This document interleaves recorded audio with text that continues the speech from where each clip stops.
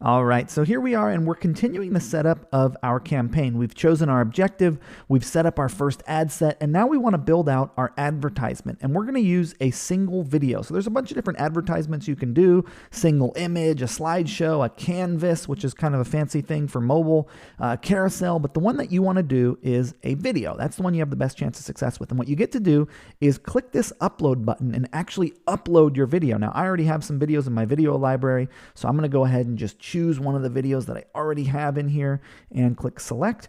And Facebook's going to begin actually uploading that video. It'll take a few minutes, and then you get to choose a thumbnail. So whatever thumbnail that you want to represent your video. It's not super important because most of the time the video auto plays in someone's newsfeed, or you can upload your own custom thumbnail. Now, Facebook's going to recommend some aspect ratios for your video. So, 16:9. This is what, if you turn an iPhone sideways, it'll shoot in this format here. But I'm sure your video is a good aspect ratio if you had it produced by yourself or someone that you know, or a professional. So choose your thumbnail, and as you scroll down, now you get to actually edit the captions. So basically, these are the things that are going to play on mobile when the sound is off. So when someone starts watching your video on mobile, it just starts playing for them. The captions are going to show up until they click on it to turn the sound on, which you really want to have these on your video. They're a big help. So you click the edit button, and what Facebook's going to do is they're going to automatically transcribe it. It's really funny what they put in here. It doesn't actually,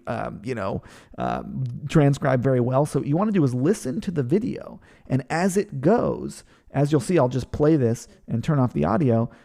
You get to modify what's in these boxes. So actually go ahead and translate it as it goes. And that way, what's going to happen is that your video will have really nice captions when it plays on mobile. So you're going to want to go through and do this video translation thing, and then click the Save to Video button to get those captions onto your video. Now, as you scroll down, now you get to see an actual example of what your ad is going to look like on Facebook. I'm going to actually zoom out a little bit so you can see this a little better. So here you can see what the ad's going to look like on Facebook. What you want to do is choose your Facebook fan page. You can see this is the Ezra Firestone fan page, but since this video isn't for Ezra Firestone, I actually want to choose a different fan page. Now, what we're seeing on the right is what the ad is going to look like. This is the desktop news feed. Here's what it's going to look like on a mobile news feed. So what I want to do now is put the URL of my offer page into this field. So this is where you're going to be directing people. Once this video ends, or they click the link in the video or underneath the video, it's going to take them to your product offer page. So this is where you would put a link to your product offer page. So I'm going to grab a link to my product offer page. I'm going to paste it in there.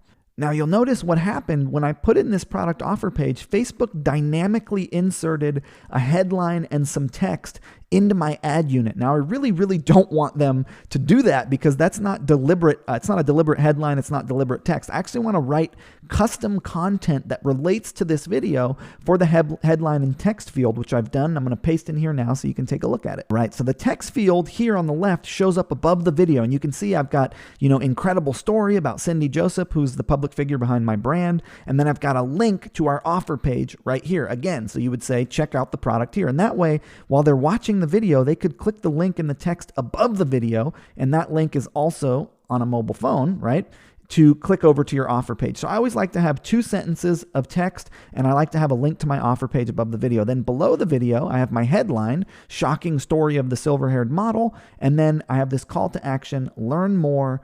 I recommend changing that to shop now so that people are framed properly, so that they know when they click this button, it's time to shop. So I changed that call to action to shop now. So now someone could click on this link right here, the headline. They could click shop now, or they could click this link to get into the offer page, to click over from Facebook to your product offer page. Now, as we continue down, you'll notice there's some advanced options. You can pretty much get rid of, you don't have to put anything in here. That's advanced stuff. But what I do want you to make sure is that your pixel is tracking, that this thing is lit up in green, and that Facebook is going to track your pixel on this ad. Now, you'll also notice that when the video ends, we end our video with a customer testimonial, whatever you select up here for shop now is going to show up, and that's also going to be clickable to the website URL that you put in for that ad. So when the video is actually over, they can also click it, and it will take you to your product offer page. And I recommend not ending your video with an outro animation. A lot of people like to do these outro animations, but I like to have it cut directly to the call to action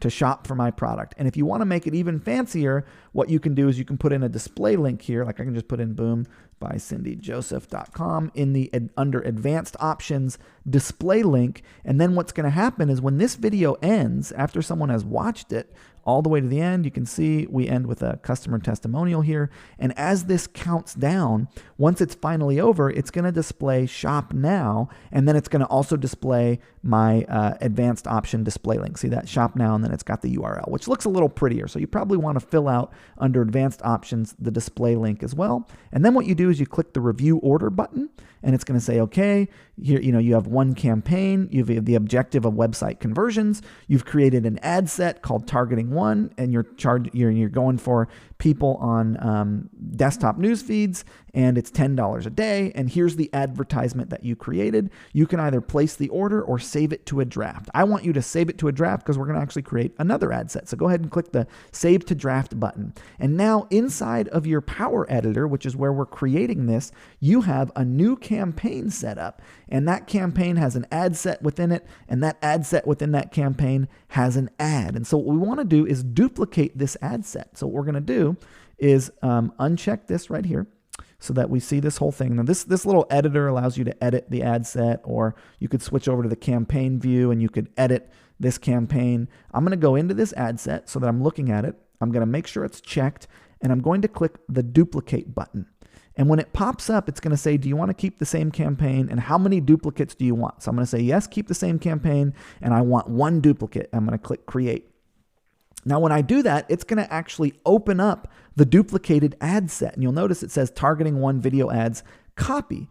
I'm actually going to get rid of the dash copy. I'm going to change this to targeting two. And the only difference between this one and the other one is who we're putting this in front of. It's still on the Facebook feeds. It's still optimizing for add to cart. It's still $10 a day. What we're going to do is we're going to select one of our saved audiences. We saved 5 audiences so that we can target our advertisement to a different group of people. So I'm going to go ahead here and I'm going to select targeting 2, which is what we said, targeting 2. This is the drag racing one we said, 15,000 people. So that's all set. So basically, within this particular ad set, when I duplicated it, it also duplicated the advertisement, right? So now I'm going to come in here. I'm going to edit the ad name, which is going to be called Creative 1 Targeting 2. And I never actually changed the ad name over here. So I'm going to do this, and this is going to be Creative 1 Targeting 1. Now, if you're lost, let me just explain that one more time, okay? So what we had was a campaign, and that campaign had one ad set called Targeting 1, and within that one ad set called Targeting 1, we had one ad, which was this ad that I just changed the name of, Creative 1 Targeting 1, and there was the ad that we set up. Now, what we did was we went ahead and we selected that ad set and we duplicated it. And when we did so, it also duplicated the ad that was in the ad set. And then we renamed this ad set. So we duplicated it, we renamed it, and we changed who it was targeting. We changed it to target someone differently, even though it's targeting a different group of people. And then we came over to the ad that was within it, and the ad's the same ad. It's the same exact ad we had going for the other ad set. We don't want to change the ad. The video's good, the headline's good, the text is good. We just want it to be put in front of a different group of people. So what we did was we just changed the name to Creative 1, because this is our first piece of creative, Targeting 2. And I want you to do that for all of the saved audiences that are within your budget to run. So basically, go ahead, create a campaign, create an ad set, create an ad, and then duplicate it and target a different group of people at about $10 a day for each one. That'll give you, and then put it live. Then when you're ready to go, you click Review Changes, and you're going to actually upload that live to Facebook. And in the next video, what we'll do is we'll review some of the results and how to look at, what's working and what's not working. So Ezra here, that's how you set up your first advertising campaign, soup to nuts. Get it done, and I'll see you in the next video.